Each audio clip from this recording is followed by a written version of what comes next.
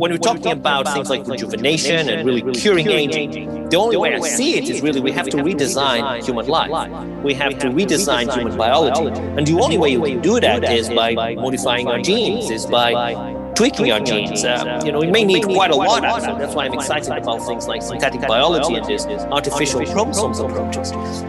Thank you, and it's a pleasure and honor to have you on Change I Am Possible, which is India's first future tech podcast. So Dr. Joao Pedro is a scientist and futurist following training in genetics at Harvard Medical School. He's currently a professor at the University of Liverpool in England. His lab studies the aging process and how we can manipulate it to fend off age-related disease and improve human health. In addition, Joao has a deep interest in technological trends and their future impact on society. Dr. Joao Pedro is the founder of Magellan Science Limited. He also advises, consults for various organizations, and in his spare time also composes music, is a performing stand-up comedy, and a footballer. It's really a pleasure and honor to have you, and I'm super excited for this conversation. So can you start by describing aging? You know what aging is? Why do we age? And can we control, stop, or reverse aging? So that's a good question. I mean, what is aging? I guess there's different definitions people use. I like the definition of, I tend to use a fairly broad definition as an age-related process, inevitable process of loss of viability, an increase in vulnerability accompanied by degeneration and an increased mortality with age. So that's very broad. But essentially what it means is that we fall apart. We degenerate with age after a certain age, because of course what I think is fascinating about aging is that we go through this process of development, which is incredible, which is almost magical. We go from one tiny cell to a whole human being, and we go through this amazing process, and then which I think is incredible. And then the very, I would think, simpler task of just keeping us alive and maintaining us is not possible. We cannot. Biology didn't evolve that way, and so we start to degenerate and eventually develop diseases and die. So that would be my definition of aging. I guess in terms of what causes aging, we still don't know. I mean, that would be the short answer. I mean, there's a lot of hypotheses, like the idea that DNA damage is important in aging. So that there's various theories of aging. But frankly, we don't know, particularly human aging. We don't know why human beings age. Having said that, there are causes for optimism, so to speak, because, going back to what you were saying, to your question, it is possible to some degree to manipulate aging in animal models by genetic manipulations and by dietary manipulations. Yes, go ahead. Through your research, why do you think, what's your hypothesis about why people age? So I guess I don't have an hypothesis. I don't know would be the short answer, and I want to find out. So part of what I do is a data-driven approach. So I look into data from aging, from genetics, from various omics, high throughput approaches, and I try to make sense of it. So it's a different way of doing research. So I don't have an hypothesis and go and test it. I mean, although we do that sometimes as well. But in the context of understanding aging, it's more of let's see what the data tells us. Let's see what we can learn from all of the data that is out there that can provide insights on aging. Now, when you do that, I mean, I do think that the idea that changes or alterations to the DNA are a driving factor of aging is, I would say, the most promising, or at least the one that is most supported by the data. It doesn't mean it's right, but it is the one that's most supported by the data. So some of the works we have done has been based on that hypothesis. But I wouldn't go as far as saying that that's written in stone for me, that's what I want to test. No, I mean, I take a fairly agnostic or open-minded perspective that we don't know what causes aging, so let's try to find it out. I guess there's so much little that we know about human anatomy and whatever it does. I mean, there are some of the best minds at this point in time trying to figure out human cognitive structure or DNA. Now, Craig Venter decoded the entire genome structure in the year 2000.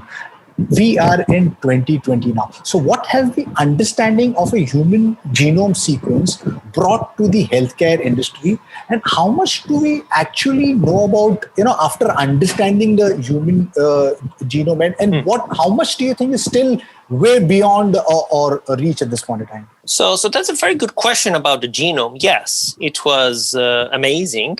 The sequencing of the genome. Not just let's say the original sequencing of the genome, but the fact that we can now resequence human genomes at a fairly cost-effective. So you can sequence your genome if you're interested by less than $1,000. So that is quite remarkable. I guess the point is, although we have made a lot of advances and we have sequenced the human genome and tried to analyze it, it's a very big genome. So we have 3 billion base pairs of data. We have about 20,000 protein coding genes. We have God knows how many non-coding genes, maybe 10,000, 20,000, nobody knows for sure. So the point is we have a lot of complexity in the data.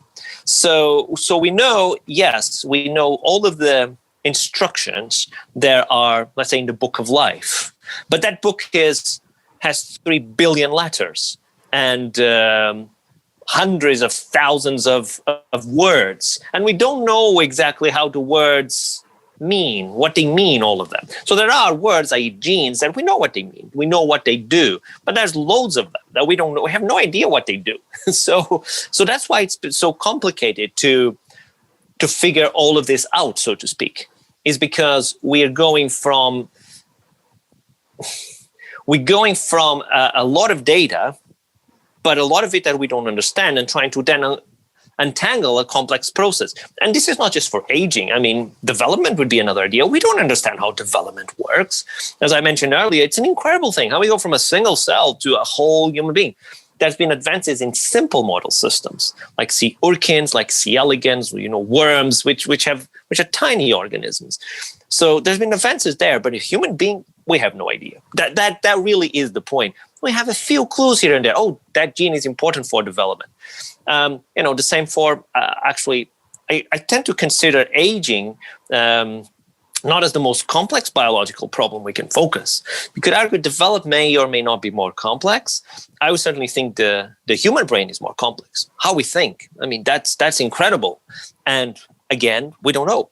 So my point is biology is very complicated. Biology is very complex. And even with a lot of information that we have, making sense of that information and interpreting it is not that straightforward. That's part of the work my lab tries to do. We try to analyze genomes. We try to analyze all of this information that is available and make sense of it. But it's not trivial. So you rightfully pointed out, obviously, a human cognitive structure, I think it's the master, this thing over there. So you've got around 70 billion neurons, 100 trillion synapses, and there are so many companies who are trying to kind of figure out what it is doing and possibly kind of map it to, a computer, create a brain-computer interface, But, there's so much, can be done once we completely understand how a human being functions. Now, you said that today we can sequence a human genome completely, right? So today, if I do a sequence of my DNA, what are the positive benefits of it for my healthcare right now, currently, and what will be the benefits of doing a genome sequence maybe in the next 3 to 5 years? So I guess the short answer is there's some things you can learn, but not a lot of them. So, outside of the context of aging, I think in the context of aging, the information we have, the knowledge we have in terms of how the DNA influences our longevity is still very limited, at least in humans. There has been advances in animal models, and we know of some genes in animal models that we can manipulate, we can tweak in order to manipulate aging. But in human beings, we actually know very little. There are diseases, however. You can do genetic tests, you can do genome sequencing, for which you will get an answer. There's Mendelian diseases in which you'll get a yes or no answer. If you have that genetic mutation for that disease, you will have the disease. It's as simple as that. But most diseases, the most frequent age-related diseases are not like that. things like cancer, or at least most types of cancer. There are cancer types that are quite, deterministic.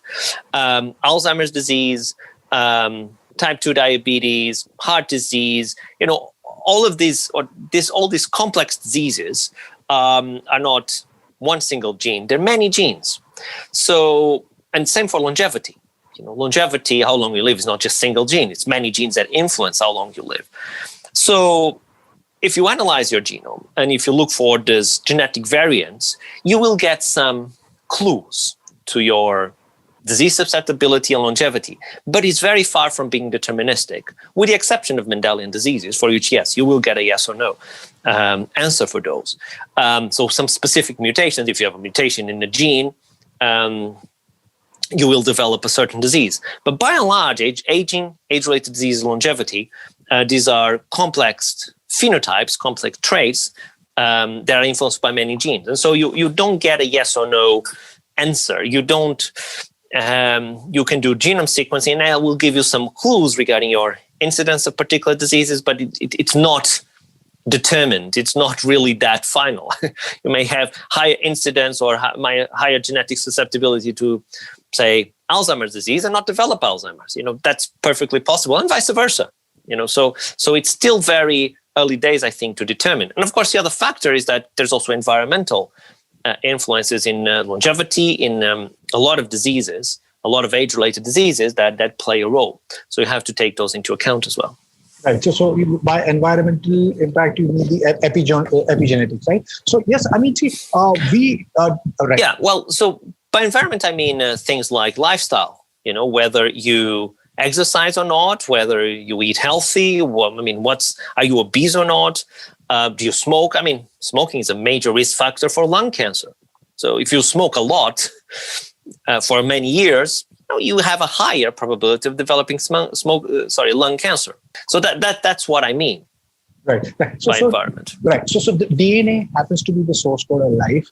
We are just scratching the surface, just trying to understand what our DNA does, how it expresses, and things like that. What are you most excited for in your research, and what do you think if the understanding of what part of like DNA or anything else, if you think if researched well and if understood, will open up the pathway to human longevity, according to you?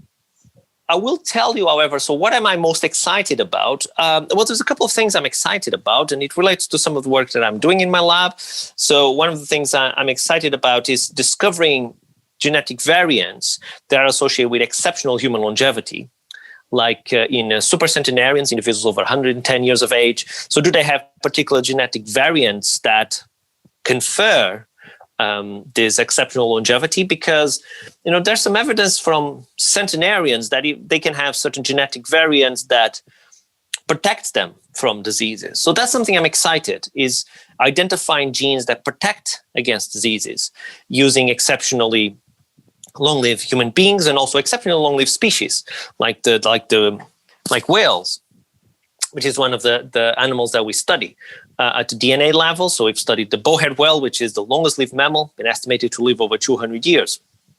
So that's one of the things I'm excited about, is identifying genes and genetic variants associated with exceptional longevity and disease resistance. So that's one aspect I'm excited. I'm also excited about trying to better understand how genetic programs work. I mean, I think one idea, or I guess one hypothesis I have, I'm going back to mechanisms of aging, is that, so I don't think it's just damage accumulation aging. I think there is an influence of genetically determined programs to aging. And if we can tackle the complexity of biology, understand better those programs, then we may have a way of intervening in aging. So to give one example, it is, if you look at human thymus, actually any mammalian thymus, it involutes, it degenerates with age, it shrinks, it actually becomes a mass of fat. Now the thymus is involved in the immune system. It's involved in the development of T cells. T cells stands for thymus cells. So it's important in the immune system, and the involution of the thymus is thought to be one of the reasons why our immune system becomes less effective with age. Perhaps it's one of the reasons why we have a higher incidence of infectious diseases with age, like COVID-19. So we also know now from animal studies that you can take a single gene and you can activate it in the thymus of animals, and the thymus regenerates. It becomes rejuvenated just by changing a single transcription factor. But this is a particular gene, a transcription factor involved in the development of the thymus. So basically, if you activated it in all animals, the thymus rejuvenates and regenerates. So what it shows is that, yes, we have a process of aging, but it's not just damaged. It is, to some degree, there are programmatic aspects to it. There's some element of genetic regulation to it that, at least in animals, we can tweak, we can change. So, and there's no reason to think it's not going to be possible in humans as well.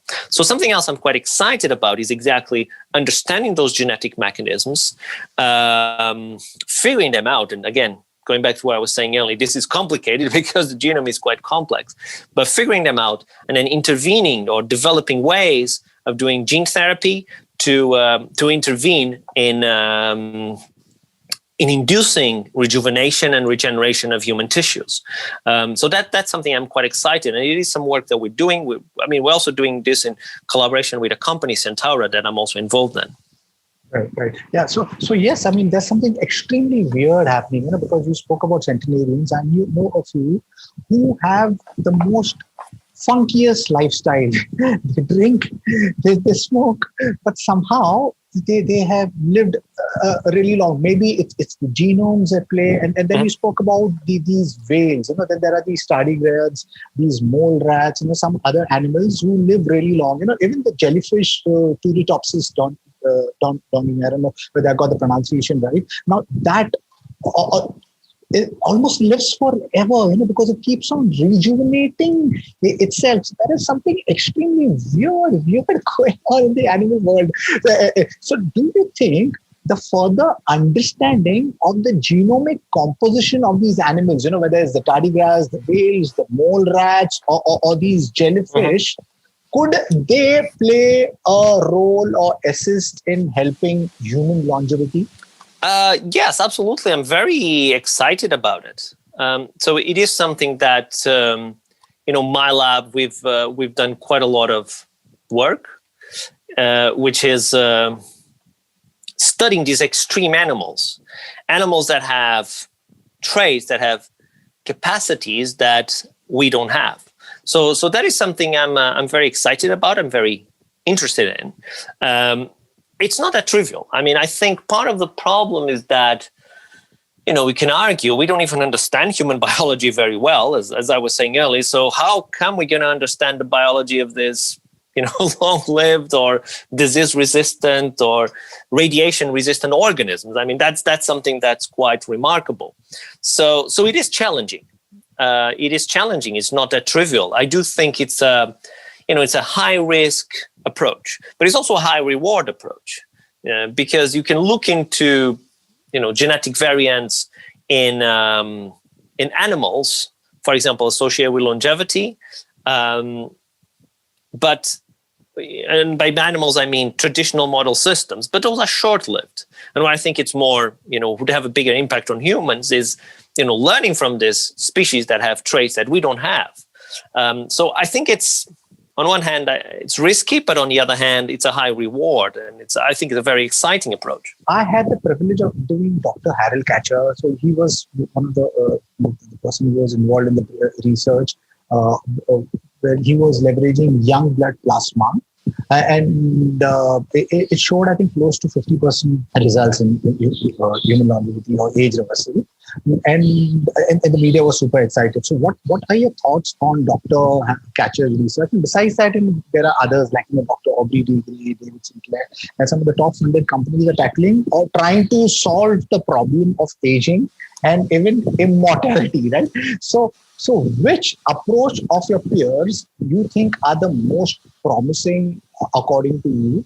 And when do you see age reversal become realistically possible? So obviously there are three questions I packed into one thing. Your views on Dr. Catcher's report, and which approach excites you the most, and when do you see age reversal becoming realistically possible? So I think there's lots of very exciting science being done out there, very promising leads.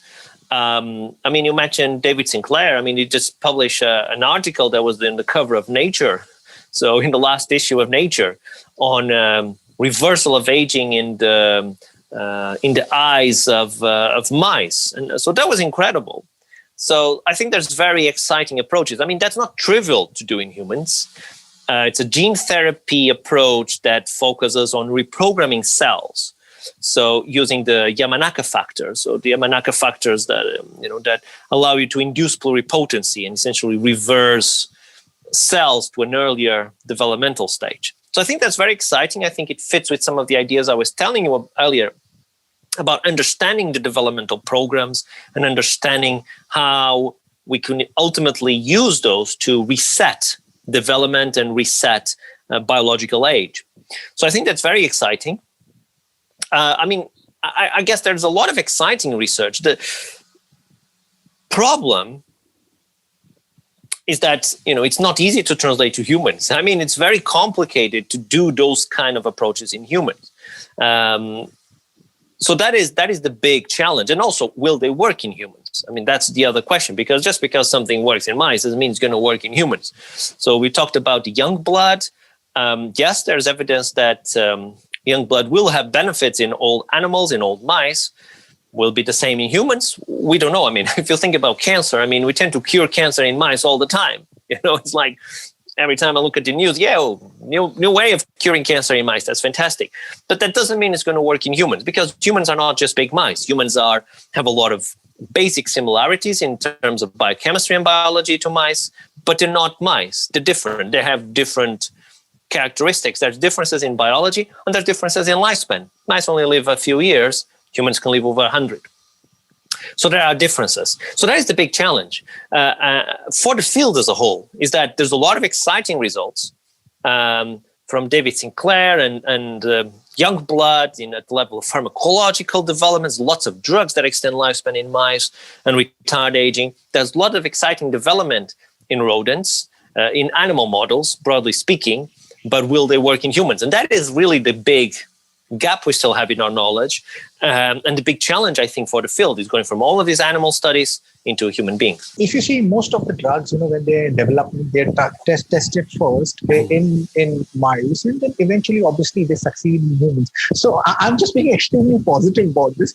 Are you positive about age reversal being a possibility in all lifespan? What is the timelines that you would want to give of age reversal becoming realistically possible, and what approach amongst your peers you think has the best chance of reaching there first? Okay, so first of all, in terms of drug discovery, yes, you can have a drug that works in mice that you test in preclinical models and then works in humans, but that's actually rare.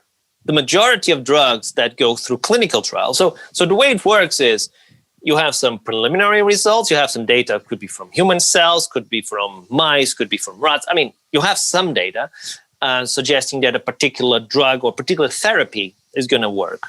You can test it in preclinical models. That's going to be things like mice, rats, rabbits. There's different models that can be used. And then you can progress to clinical trials, that is to people. You give the drugs to people. And clinical trials, they go through different phases. You start with, relatively small number of patients and so on, and starts to grow. The vast majority of drugs fails. I think about 80% of drugs that go through clinical trials fail, either because they don't have the benefits in humans that they have in mice or in other preclinical models, or because they have side effects in humans that they don't have in preclinical models.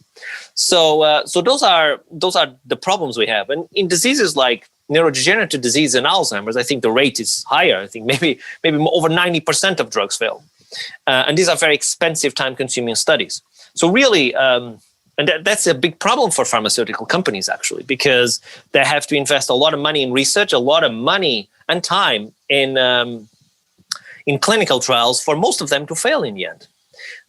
So it's not trivial to go from preclinical animal studies to human studies. A lot of bad things can happen in between, and do happen. So that's I think the big problem we have. In fact, some of the work I'm doing is in terms of drug repurposing. So can we figure out human drugs, drugs that are already used in humans for some purpose, i.e. for which we know, for example, side effects? Can we repurpose those for other conditions? Can we take a drug that's used for, type 2 diabetes and, tell that it's also useful for Alzheimer's disease? So that's something that I'm doing and others are doing as well. And if you look at some of the work, for example, of Nir Barzilai in terms of metformin, it's based on that premise. And metformin is used to treat type 2 diabetes, and mostly a couple of other conditions as well. Seems to have a lot of benefits in type 2 diabetes. Can you use it for other clinical conditions as well? So that's really is a lot of the difficulties we have and how we're trying to tackle it. So, for example, we use machine learning and data-driven approaches again to figure out which compounds, with drugs that are used for particular conditions, whether they can be used for other human conditions. Now, answering your so that's just to give a notion of the difficulties that we have. As for what I find most promising, I still think pharmacological approaches are the most promising because we know how to do it. We know how to go from a drug to a clinical application.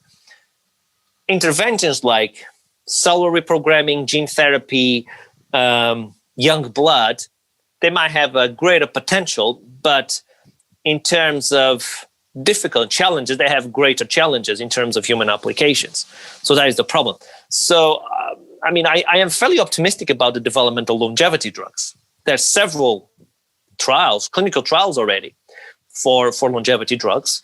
Even if 80% of them fail, which is the average for the pharmacological industry, if we can get 20% of them to work, that would still mean we have a couple of longevity drugs being available.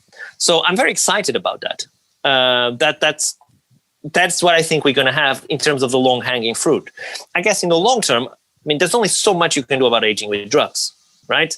So even in animal models, that's true. There's only so much you can manipulate. So I guess in the long term, I'm excited about more radical approaches like gene therapy, like cellular reprogramming, figuring out ways of inducing regeneration or rejuvenation. But I think those are going to take longer to be available.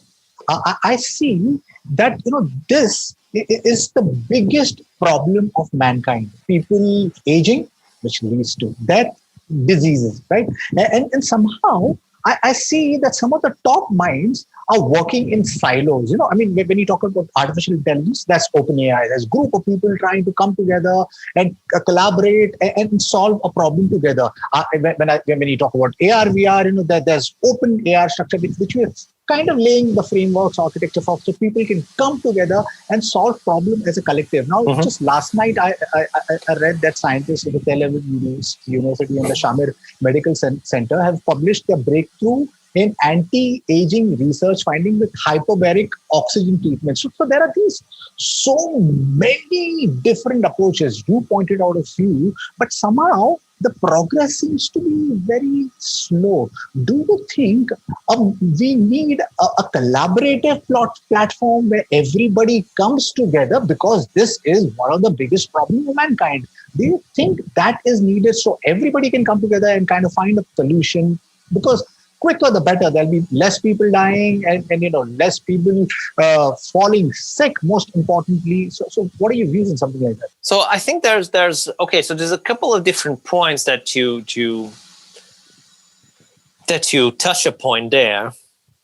I guess, so first of all, we have to look into, so in a broader picture of biomedical research, there's a lot of research going on, yes.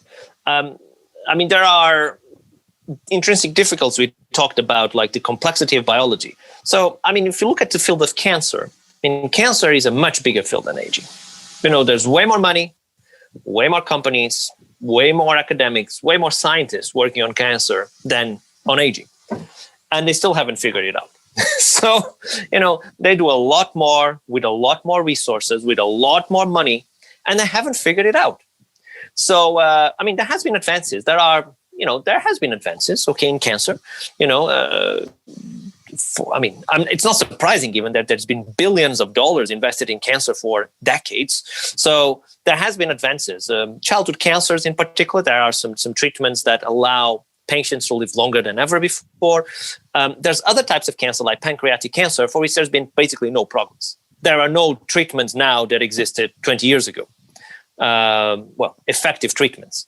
So there has been some progress in some cancers, not some progress in others. I think overall, when you look at cancer as a problem, I think it is disappointing that we don't have a cure for cancer yet. If you look at articles beginning of last century, they were saying, 100 years from now in the 21st century, cancer will be cured. And it's not, and we're not even close to it, at least in humans. In mice, you can probably cure it many times. So that is, I think that's a reflection of the difficulties we have in biological and biomedical research, which is we have a lot of complexity. We have a lot of things we don't understand. So it's to some degree, we're playing in the dark. We're trying to find a way to tackle these problems without understanding them. Aging is even more complicated than cancer, I would argue. It's more complex. And we don't have as many resources. So what we end up having is this small incremental breakthroughs. I'm not even sure I would call them breakthroughs, but these small incremental advances or discoveries that provide a little more knowledge. But we still don't understand what's the driver factors of human aging. What causes human aging? We know a little bit about genetics and environment, but we don't really know what causes the human aging process. And then we have the other problem that I mentioned earlier, which is, yes, there are some exciting studies coming from animal models. But to go from animal models to human, there's a massive gap in there. A lot of hurdles in going from animal models to humans. So that is, I guess that is the overall issues that we have. And that's not just in aging, that's in biological and biomedical research in general. Right. So your protein folding has been one of the biggest problems, right? Just recently, DeepMind's AlphaFold 2 solved the protein folding challenge. So do you see artificial intelligence playing a role in finding or helping research or progress for human longevity? Yes, absolutely. We do some machine learning, artificial intelligence, and there has been some applications in trying to identify biomarkers of aging, trying to identify new targets, trying to identify new drugs that could be applications in aging. So that's something we have done. I think the challenge still is going from basic research to translational. So we can identify candidate drugs. So, for example, using computational approaches, including machine learning and artificial intelligence, we can employ these approaches to predict new compounds that extend lifespan. And then we can go and test them. We've done some experiments in worms. We've done, collaboratively, we've done one in rodents as well, and it all works. But going to humans still, that is still the big challenge. So I think that now you can use also artificial intelligence, machine learning to study human genetics and biology. Again, that's something we've done. But it will not give you all the answers, also because we don't have all the data. So by all the data, you can have it's easier to collect data from animal models than it is from human beings. So that's the problem. So that's really is the challenge we face is, yes, we can have all of these predictive models, but we still need to go and test them. We still need to go and, particularly for clinical applications, there's no shortcuts. If you have, even if you have the most promising intervention from machine learning, you think that will allow you to live 200 years, you still have to test it. Nobody's going to take something that is untested because it could have unpredictable side effects. And I guess that's general for biomedical research overall. The other problem, I guess, a specific problem we have in aging is that things take time. I mean, in cancer, you have cancer cell lines that you can test. You can use cancer cells to test your hypothesis. Sure, that's not the same as, a tumor in a person, but it gives you some hints. We don't really have appropriate models of aging in vitro, in cells. We don't have that great models of aging in cells that we can then extrapolate to humans. And then if we want to look at a intervention affecting aging, well, that takes time. I mean, you can use biomarkers, but it still takes time. It's not something that's immediate. So those are fundamental bottlenecks, I think, in research, in particular in aging, that we can't overcome. I often say it doesn't matter how much money you put into a problem like aging or how much resource, you still have to do those experiments. You can have all the machine learning, all the computational, you can have all the scientists in the world trying to figure out. It still takes time. It's a little bit like the COVID-19 vaccine. It's incredible we've done it so quick, but it still took time. I mean, you could go to the lab, you can make your RNA vaccine, you still have to test it. They had to test it in thousands of people. You still have to do that. Right? You're not going to put something unproven in people. So you still have to go through those clinical trials. They did it incredibly fast. It still took nearly a year for them to do this, because you have to go through those steps. And same for aging, and that's inevitable. And so that's I think the fundamental difficulty and challenge of developing therapies for aging is that it takes time. We don't have a great understanding of the biology, of the intrinsic biology, and it's complex. And even if we have something promising, we still have to test it. And it's not that trivial, particularly, how do you test an intervention for human aging? There's another problem, which is a regulatory framework. You can test something for cancer. If you have a drug that you think is going to cure cancer, you can do a clinical trial for it. That's possible. If you have a drug that you think is going to retard aging, at the moment, there's really no way of testing that for aging. You can do a test for a particular clinical condition, like a disease, but that's still not going to be a test for aging. So there's also a problem at the regulatory framework that we still need to solve.